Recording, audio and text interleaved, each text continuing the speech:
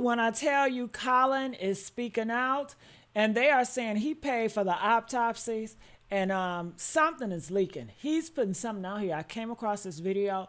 You guys have to see what's going on dealing with Colin and the information that he knows that people are saying he's leaking out. I don't know how true it is. I just came across this video and I just got excited. You know, anything that can get us closer, I'm listening and I'm looking at everything. I'm turning everything upside down because I really want to know. So comment, let us see what you guys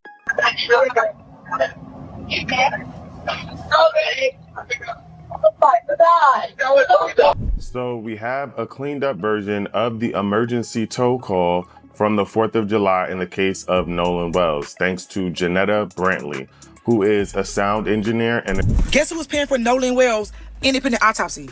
Colin Kapernick. You guys, this is a big deal. Colin Kaepernick is paying for his independent autopsy. Colin Kaepernick just shook the entire internet up big time after going behind the FBI's back to leak a disturbing audio of Nolan Wells' so-called friends admitting to unaliving him. In fact, TMZ recently put out their own cleaned-up version of a 911 call that had been released earlier. And in this audio too, his friends can be heard allegedly discussing how they were going to get rid of his body after taking his life. Colin had been very passionate about this case right from the very start, even giving the family thousands of dollars to conduct their own independent investigation because he believed Mississippi law enforcement were conspiring to cover up major details about how Nolan actually died. And from the looks of it, he's not taking his foot off the gas anytime soon. Now, right from the jump of this case coming on the internet, we could already tell that there was more to Nolan's death than what we were being told, starting with when his family revealed that they had to literally track his phone down and fight to get it back. And even though Nolan's mother, Christine Wansley, never publicly making who his friends she extracted his phone from, it's been widely reported that the friend in question is Warren Hudson. Now, initially, the media reported this entire phone situation like Warren just called up Nolan's parents and handed the phone on his own accord. But Christine later revealed that it was the complete opposite. She had to go out of the way to track it down, using Nolan's Snapchat and Live 360. Once she confirmed the phone was at Warren's house, she sent her friend to go and collect it. Even then, Warren and his mom, Ashley Cole, who also happens to be a judge, gave her a really bad time before finally handing the phone over. And when they finally went through Nolan's phone, all his text messages had been deleted, and all pictures from the day of his disappearance had also been deleted. Now this is where things get even crazier. Snapchat location looks completely different than the Life 360 location. So when I pulled up Life 360, it was different. It was showing everywhere the phone had been, like it had, I was like, well, it's showing that he's back on land, like I'm not. He's like, but no, he didn't come back with us. Well, how were you able to get the phone? So we tracked it, and my friend Tashima went and picked it up. It wasn't like they said we got his phone, they tracked it. You see, right after this, a 911 distress call leaked of one of Nolan's friends reporting to a private towing company around 4 p.m. on July 4th that the boat's bilge pump had failed and they were taking on water near the west tip of Horn Island. Now, for some reason, the police revealed a version of the 911 call that had music and background, making it hard for the public to actually hear what was being said right before a CTO dispatcher picks up, even though there was a version of the same call without the music and background commotion. So right from the jump, you can already tell that there is some kind of intentional effort to mislead the public. Because why in so will you put out a version of an audio that they can barely hear when a clearer version exists? What can be the reason? It doesn't make sense. Anyway, TMZ decided to be useful for the very first time in history by getting a hold of the version without music, and then going on to enhance. And baby, their enhanced version is what really shook the table. It turns out that right before the dispatch rider answered the distress call, at the same time the music was playing, one of Nolan's friends can be heard saying, and I quote, "Is he dead? Nolan, oh my God, check his chest, and wake up."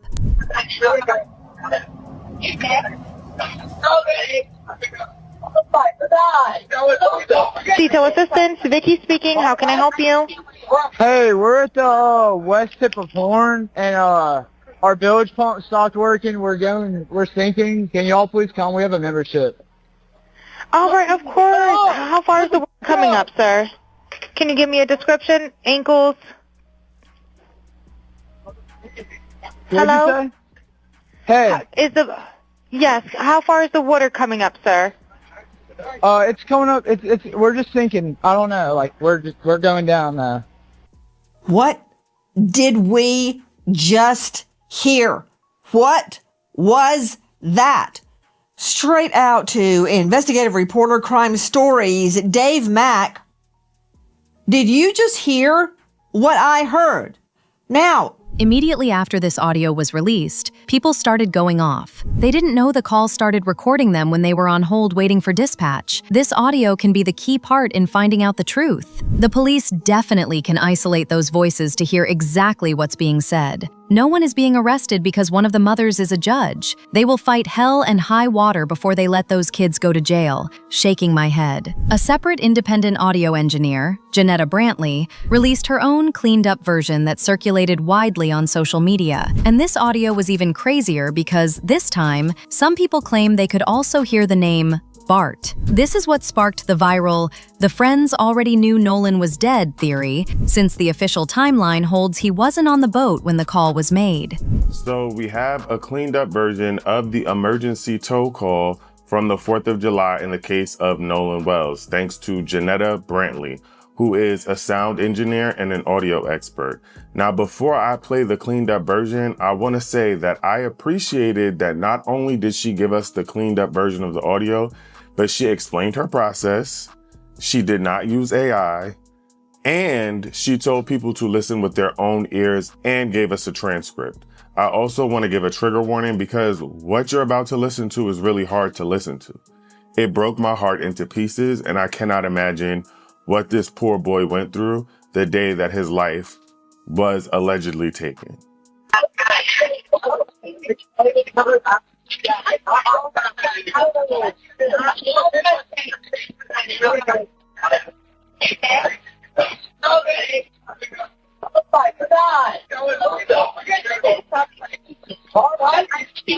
Hey, we're at the west tip of Horn, and our bilge pump stopped working. We're sinking. Can y'all please come? We have a membership.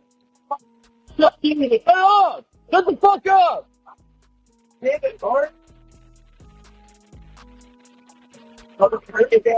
Now, if this cleaned up version of the audio is accurately depicting what we think we're hearing, then that means Wyatt was being dishonest because you can clearly hear his name being yelled while they're also yelling in distress about Nolan not being alive. That means Judge Ashley Cole, who is the mother or stepmother of Wyatt, also was dishonest in her statement. And I want to be clear. She said things very matter-of-factly. She said that Wyatt last saw Nolan at 3 p.m. and that their boat left the island at 4:31.